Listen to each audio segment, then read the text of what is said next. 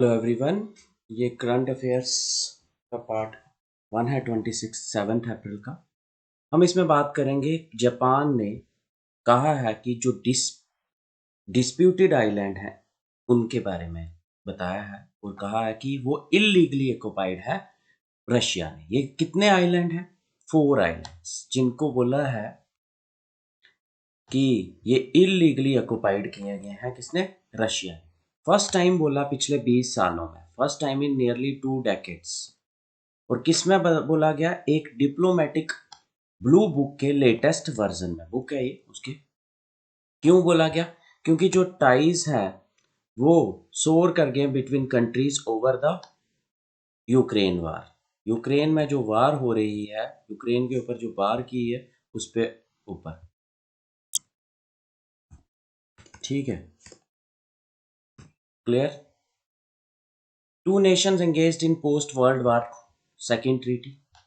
इनकी world war second के बाद, वर्ल्ड वार सेकेंड में आपको पता है हिरोशिमा नागासाकी जापान पे बहुत सारे बम गिराए थे, जिससे आज दिन तक वो सफ़र कर रहे हैं। तो उसके बाद एक ट्रीटी साइन हुई थी, उसमें उसके उसमें क्या, उसमें आइलैंड्स जो बोला गया था ये मॉस्को के हैं, मतलब रशिया के, और क्लेम किया था टोक्यो, जापान। रशिया इन आइलैंड्स को क्या कहता है? रशिया इनको कुरिल आइलैंड कहता है, कुरिल आइलैंड। और जापान इनको अपनी नॉर्थ टेरिटरीज बताता है, नॉर्दर्न टेरिटरीज बताता है। ऐसा ही एक इशू जापान का किसके साथ भी है? साउथ कोरिया के साथ भी है, ठीक है। साउथ कोरिया के साथ भी इनका इशू है। साउथ कोरिया इनको क्या कहता है? डोक्टू आइलैंड। कोरल आइलैंड का इशू किसके साथ है? रशिया के साथ, और साउथ कोरिया के साथ डोक्टू आइलैंड। ये है, मैप में देखें, ये आ जाता है रशिया, और ये है सखालिन आइलैंड। रशिया क्लेम करता है इसको।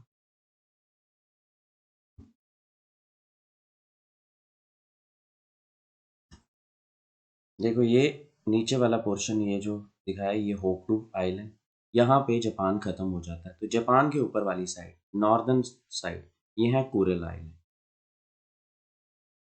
और इस साइड ये जो ऊपर पोर्शन दिखाया है, ये क्या है?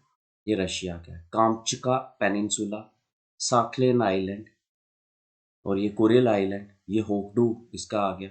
हबॉम शिकोतन, यहाँ पे रशिया ने एक डिफाइंड मिसाइल बैटरीज भी फिट की हुई हैं। तो डिस्प्यूटेड आइलैंड है ये, जापान के नॉर्थ साइड है। और कामचा पेनिनसुला रशिया का जो है उसके कौन सी साइड है? साउथ साइड है ये,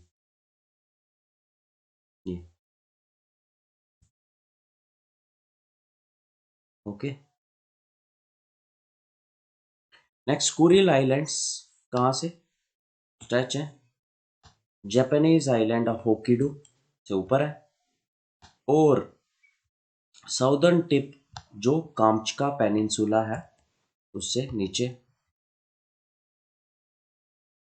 ये देखें यहाँ पे इसके लेफ्ट साइड पे, ये हम बात करेंगे वेस्ट साइड पे, ये होता है ईस्ट, ये वेस्ट साइड पे, कुरिल आइलैंड के वेस्ट साइड पे सी ऑफ ऑक्शक है। इसको भी सेपरेट करते हैं, separating Okhotsk sea from North Pacific Ocean. Chain जो यहाँ पे चेन है ये 4 आइलैंड्स की, यहाँ पे जियोलॉजिकल बड़ी इंस्टेबिलिटी रहती है, बहुत सारे वाल्कोनिक इरप्शंस होते रहते हैं। 100 वाल्कोनिक इरप्शन 100 हैं टोटल, जिनमें से 35 अभी भी एक्टिव हैं। बहुत ही सारी हॉट स्प्रिंग्स आती रहती हैं। बैकग्राउंड क्या है कुरिल आइलैंड के डिस्प्यूट का, उसको डिस्प्यूट को डिस्कस करते हैं। कुरिल आइलैंड का डिस्प्यूट किसके बीच में है? जापान और रशिया के। साउथ कुरिल आइलैंड में 4 आइलैंड्स कौन कौन से आते हैं? इतोरुफु, पुनाशिरी, शिको शिकोतन और हबोमी। ये भी चारों के नाम याद करने हैं आपको। ये क्लेम कौन करता है? जापान क्लेम करता है, लेकिन है किसके कंट्रोल में इस टाइम पे? रशिया के कंट्रोल में, Soviet union. Treaty of Shimoda होती है इनको लेके, कब होती है? 1855 में। ये 4 साउथर्न मोस्ट का किसको दे देता है? जापान को कंट्रोल दे देता है, और रिमाइंडर ऑफ चेन को किसको दे देता है? रशिया, ट्रीटी ऑफ शिमोडा में। फिर ट्रीटी ऑफ सेंट पीटर्सबर्ग होती है 1875 में। तो यहाँ पे भी रशिया जो होता है कुरिल की पोजेशन किसको दे देता है? जापान की दे देता है, और एक्सचेंज में क्या ले लेता है उनसे? साखेलियन आइलैंड ले लेता। लेकिन जब ये सेकेंड वर्ल्ड वार के एंड में सीज कर देता है कौन? Soviet union at the end of second world war. फिर याल्टा एग्रीमेंट होता है, याल्टा एग्रीमेंट, ठीक है। याल्टा एग्रीमेंट कब होता है? 1945 में होता है, जिसमें ये आइलैंड किसको दे दिए जाते हैं? सोवियत यूनियन को दे दिए जाते हैं, और यहाँ से जापानीज पॉपुलेशन को हटा दिया जाता है। Treaty Yalta agreement. Islands were ceded to Soviet Union, और जापानीज पॉपुलेशन को यहाँ से रिमूव कर दिया जाता है। Next San Francisco peace treaty होती है। ये सैन फ्रांसिस्को पीस ट्रीटी किसके बीच में होती है? एलाइज और जापान के बीच में। कब होती है? दो पावर्स होती हैं वर्ल्ड वार सेकेंड में, एलाइज और एक्सिस पावर। स्टेटेड करती हैं कि all right title and claim to the Kuril Island but also did not recognize Japan must give up। Japan को अपने सारे राइट्स जो हैं कुरिल आइलैंड को के बारे में छोड़ देने चाहिए।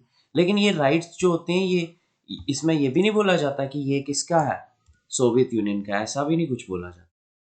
मेन आपको वर्ल्ड वार सेकेंड के दो पता ही होंगे। एक्सिस पावर, एक्सिस पावर कौन कौन से आ जाती थी? जर्मनी, इटली और जापान, ये तीन एक्सिस पावर में आते थे। और दूसरी एलाइज, एलाइज में कौन कौन से आते थे? France, Britain, USA, Soviet Union और चाइना।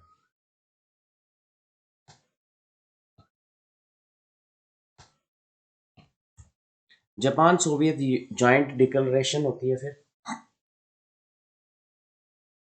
तो 19 डिप्लोमेटिक टाइज होते हैं रशिया और जापान के बीच में। इस टाइम पे रशिया ऑफर करता है कि मैं आपको दो क्लोजेस्ट जो जापान के हैं वो आइलैंड दे देता हूँ और दो अपने पास रखता हूँ। लेकिन ऑफर को रिजेक्ट कर देता है कौन?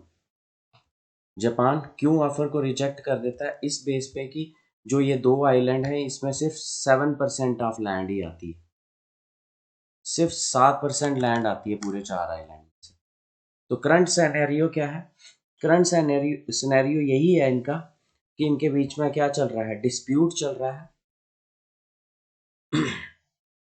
ठीक है। और 2018 में रशियन प्रेसिडेंट और जापानीज प्राइम मिनिस्टर मिलते हैं ईस्ट एशिया समिट में, और डिसाइड करते हैं कि ये टेरिटोरियल डिस्प्यूट हम खत्म करते हैं। जापान के प्राइम मिनिस्टर एग्री कर जाते हैं कि जो भाई हमें दो आइलैंड मिल रहे थे वही दे दो 95। लेकिन रशिया जो होता है इंडिकेट करता है कि उसने कहीं पे भी मेंशन ऐसा नहीं किया है कि मैं हैबोमी और शिकोतन आपको वापस देने वाला हूँ, ठीक है। तो 2019 में जापानीज प्राइम मिनिस्टर मेड की क्लियर करते हैं कि जब तक इनका समझौता नहीं होता हमारी कोई भी ट्रीटी नहीं हो सकती। क्लियर। और जापान अब बोलता है कि ये भी हमारा एक इंटीग्रल पार्ट है। तो ये था किशोका कौन से ये था कुरिल आइलैंड्स के बीच का डिस्प्यूट। तो जापान बोलता है कि इसने कहाँ इनलीगली ऑक्युपाइड किए? कितने आइलैंड? 4 आइलैंड, ठीक है। किस बुक में बोलता है? डिप्लोमेटिक ब्लू बुक, जो फाइनेंस मिनिस्टर यहाँ के छापते हैं। कब बोलता है? जब रशिया के जो टाइज हैं वो यूक्रेन के साथ अच्छे नहीं रहते, और इनके बीच में बड़ी सारी ट्रीटीज हो चुकी हैं। रशिया इसको कुरिल आइलैंड कहता है और जापान इसको नॉर्दर्न टेरिटरीज कहता है। जापान का एक और डिस्प्यूट साउथ कोरिया के साथ भी है। साउथ कोरिया उन आइलैंड को डोक्टो आइलैंड कहता है। तो ये देख रहे हो आप, कुरिल आइलैंड, सी ऑफ ओक्शुक एक साइड है, पैसिफिक ओशियन एक साइड है, ऊपर इसके कामचत्का पेनिसुला है और नीचे इसके होक्यू। कुरिल आइलैंड जो है ये कितने बड़ा जियोलॉजिकल इनस्टेबल है। 100 वॉल्केनोज, 35 एक्टिव है और हॉट स्प्रिंग। इसमें 4 आइलैंड इतोरुफु, कुनाशिरी, शिकोतन और हैबोमी है, जिनमें से शिकोतन और हैबोमी 1956 के एग्रीमेंट में रशिया देना चाहता था। ट्रीटी ऑफ शिमोडा में ये चारों आइलैंड किसको मिल गए थे? जापान को मिल गए थे। ट्रीटी ऑफ सेंट पीटर्सबर्ग में भी यही आइलैंड सारे कुरिल को मिल गए, जापान को मिल गए थे, और बदले में साखालिन आइलैंड ले लिया था, साखालिन आइलैंड। तो ये है साखालिन आइलैंड, देख सकते हो आप।